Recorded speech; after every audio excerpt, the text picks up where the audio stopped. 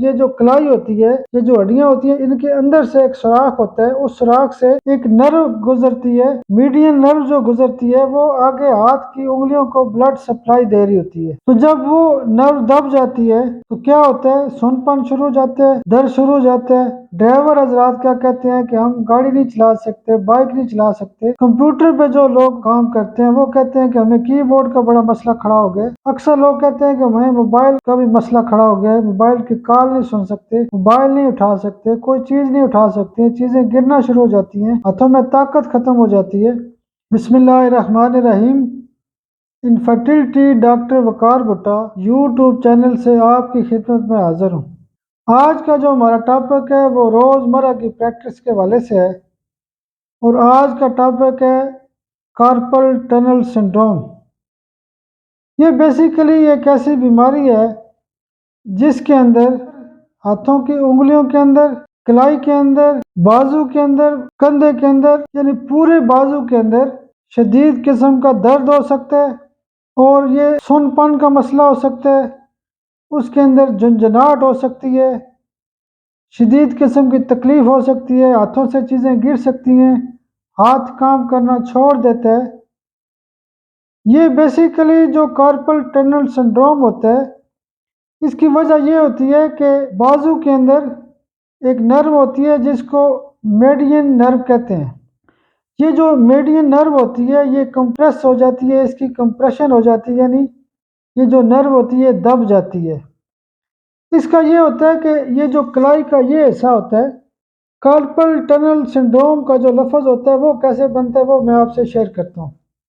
Carpel जो लफ्ज़ है ये निकला हुआ है कार्पल बोन से। ये जो बारीक किस्म की हड्डियाँ होती हैं, ये जो 4-5 किस्म की हड्डियाँ होती हैं, इन हड्डियों को कार्पल बोन्स कहा जाता है।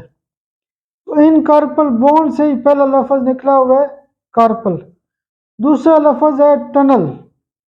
टनल आमतौर पे आपने सुना होगा कि पहाड़ों में टनल होती हैं, वहाँ से ट्रैफिक वगैरह गुजर रही होती है। तो टनल से ये मुराद है कि ये जो कलाई होती है, ये जो हड्डियाँ होती हैं, इनके अंदर से एक सुराख होता है। उस सुराख से एक नर्व गुजरती है, मीडियन नर्व जो गुजरती है वो आगे हाथ की उंगलियों को ब्लड सप्लाई दे रही होती है। तो जब वो नर्व दब जाती है तो क्या होता है, सुनपन शुरू हो जाता है, दर्द शुरू हो जाता है और पूरा जो हाथ या जो बाजू होता है वो मुतासर हो जाता है। तीसरा लफ्ज़ होता है सिंड्रोम। सिंड्रोम का यह मतलब होता है कि यानी उसका जो फैक्ट, यानी एक बीमारियों का मजमुआ, लामात का मजमुआ। जैसे नर्व तो एक दबती है लेकिन उसका असरात आप देख लें कि कितने ज़्यादा होते हैं कि ये जो उंगलियां होती हैं ये काम करना छोड़ देती हैं। तो कार्पल टनल सिंड्रोम की जो बीमारी है ये आजकल बहुत ज़्यादा है। पिछले 2-4 सालों से, 6 सालों से ये बहुत ज़्यादा मरीज़ आते हैं। तो हमें अक्सर ये भी नहीं समझ आती कि ये कार्पल टनल सिंड्रोम का केस है। उसकी वजह ये होती है कि पिछले चंद सालों से मोबाइल का जो इस्तेमाल है वो बहुत ज़्यादा हो गया है। अगर एक बंदा 2-2, 4-4 घंटे ऐसे मोबाइल पकड़ के उसको इस्तेमाल करता है, ऐसे पकड़ के मोबाइल इस्तेमाल करता है, तो उसका क्या होगा कि उसकी जो हड्डियाँ मुतासर होंगी, उसकी जो नर्व है उसकी कंप्रेशन हो सकती है। उसी वजह से अक्सर ख़वातीन आके कहती हैं जी मेरा डॉक्टर साहब हाथ दर्द करता है, मेरी उंगलियां सुन्न हो जाती हैं, मुझे बड़ी तकलीफ होती है, मेरी कलाई में दर्द होता है।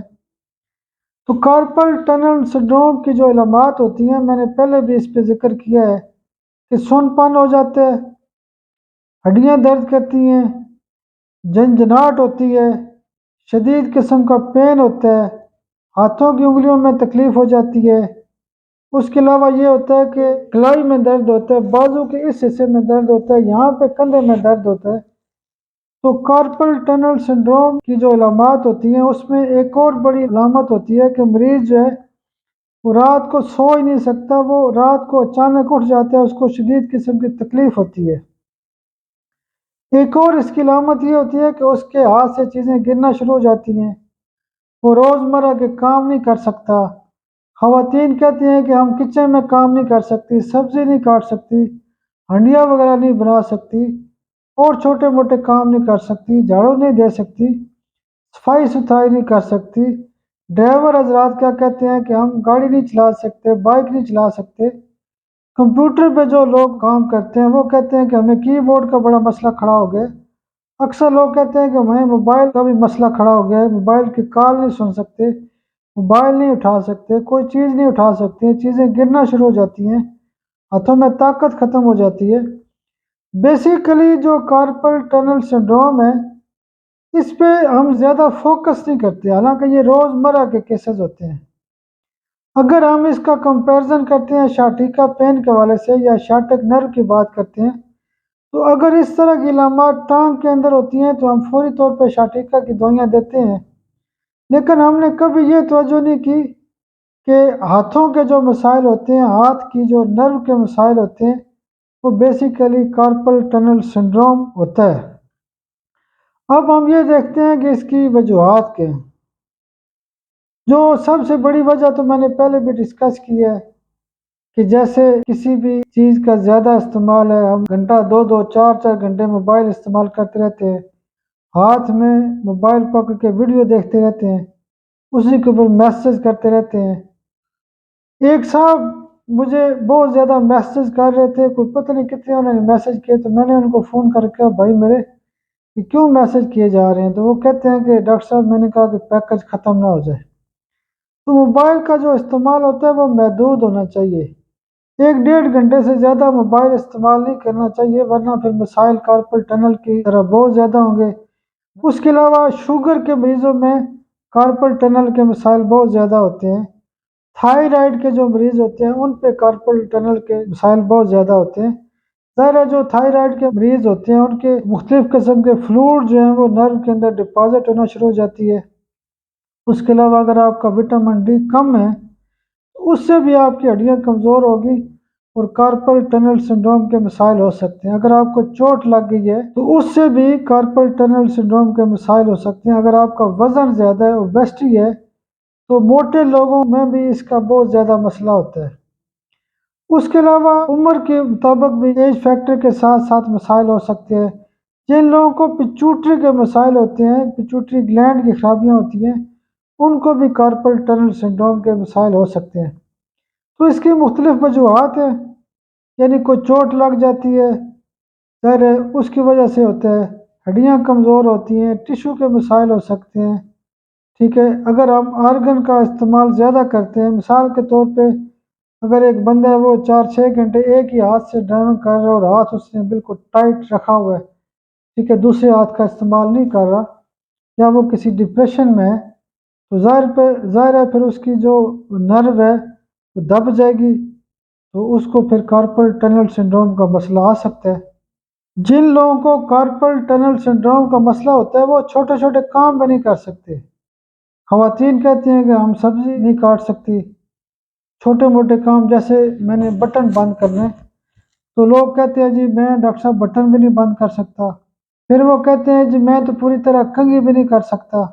तो छोटे छोटे यानी मिसाइल शुरू हो जाते हैं, जैसे खवातीन कहती हैं कि डॉक्टर साहब मैं सिलाई नहीं कर सकती, कढ़ाई नहीं कर सकती। तो इस तरह के जो छोटे छोटे मिसाइल होते हैं ये कार्पल टनल सिंड्रोम की वजह से होते हैं। अब कार्पल टनल सिंड्रोम के हवाले से टेस्ट कौन से होते हैं? सबसे पहले जो टेस्ट करवाया जाता है, एक्सरे करवाया जाता है, उसके बाद अल्ट्रासाउंड करवाया जाता है, उसके अलावा एमआरआई करवाई जाती है, उसके अलावा सीटी स्कैन करवाया जाता है। एक और टेस्ट होता है इलेक्ट्रोमायोग्राफी। ये बेसिकली ये जो मसल वगैरह के टिश्यू के मसाइल होते हैं, एक मशीन होती है इलेक्ट्रिक टाइप, उससे सेंसेशन चेक की जाती है। इलेक्ट्रोमायोग्राफी भी बहुत अच्छा टेस्ट है कार्पल टनल सिंड्रोम के हवाले से। अब हम बात करते हैं कि इसका इलाज क्या है। सबसे पहले तो ये है कि आप उन कामों से अवॉइड करें जिसकी वजह से आपको कार्पल टनल का मसला खड़ा हो गया है, यानी आपकी जो नर्व कंप्रेशन है, जैसे कंप्यूटर का इस्तेमाल करते हैं तो कम रखें उसको, मोबाइल का इस्तेमाल करते हैं तो कम करें। अगर बहुत ज़्यादा कोई ड्राइविंग के मसाइल हैं तो दोनों हाथों के साथ उसको आप फोकस रखें। इसी तरह करके अगला जो इलाज है वो होम्योपैथिक मेडिसिन से इलाज है। कार्पल टनल सिंड्रोम के हवाले से जो सबसे बड़ी दवाई है वो कास्टिकम है। कास्टिकम के अंदर देखें बड़ी बड़ी इलामात क्या हो सकती हैं कि सुनपन पाया जाता है, पैरालाइज के केसेस में यानी एक लिहाज से हाथ काम नहीं कर रहा, चीज़ें गिर रही हैं तो वो पैरालाइज हो गया। कास्टिकम का जो मरीज़ होता है उसकी कॉन्स्टिट्यूशन से पता चलता है कि उसके वार्ड्स वगैरह हो सकते हैं। पैरालाइज के हवाले से 3 किस्म के जो स्टेप्स होते हैं। सबसे पहला क्या होता है, सुनपन। दूसरे नंबर पे क्या होता है, पैरासिस। तीसरे नंबर पे होता है पैरालाइसिस। तो कास्टिकम एक ऐसी दवाई है कि ये तीनों स्टेजेस के ऊपर काम करती है। कास्टिकम का जो मरीज़ होता है वो बेसिकली रिजिड होता है, सख्त होता है, इंसाफ पसंद होता है। तो उसके अंदर ये जो सख्ती होती है उसमें जब इफेक्ट होता है तो वो क्या करता है, यानी नाइंसाफ़ी नहीं बर्दाश्त कर सकता। तो जब वो सख्त चीज़ होती है यानी सख्त मिजाज होता है तो उसके ऊपर जब कोई बीमारी का असर होता है तो उसको पैरालाइज हो जाता है। तो कास्टिकम जो है वो कार्पल टनल सिंड्रोम के हवाले से जितनी भी इलामात हैं, चाहे उसमें उंगलियों के अंदर सुनपन है, चाहे दर्द है या झुंझुनाहट है, या पैरालाइज की कैफियत है, या नर्व कंप्रेशन है, तो कास्टिकम बहुत अच्छा काम करती है। दूसरे नंबर की बड़ी दवाई है रूटा।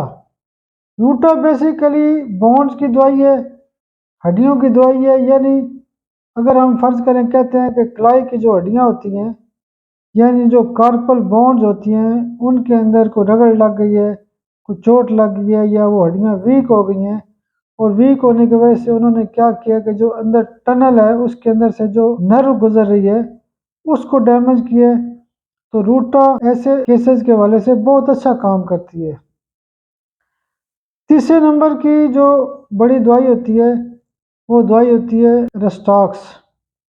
रेस्टॉक्स बेसिकली टेंडन की दवाई है, लिगामेंट्स की दवाई है, मसल की दवाई है।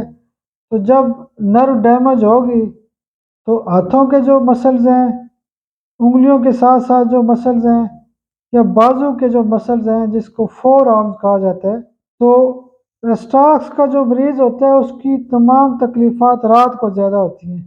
और कार्पल टनल सिंड्रोम के हवाले से एक बहुत बड़ी अलामत मैंने पहले भी बताई थी कि मरीज़ आके कहता है कि डॉक्टर साहब मेरी रात को आँख खुल जाती है, मैं अचानक से डर जाता हूँ, उठ जाता हूँ, फिर मुझे पता चलता है कि मेरा बाजू सुन्न हुआ है।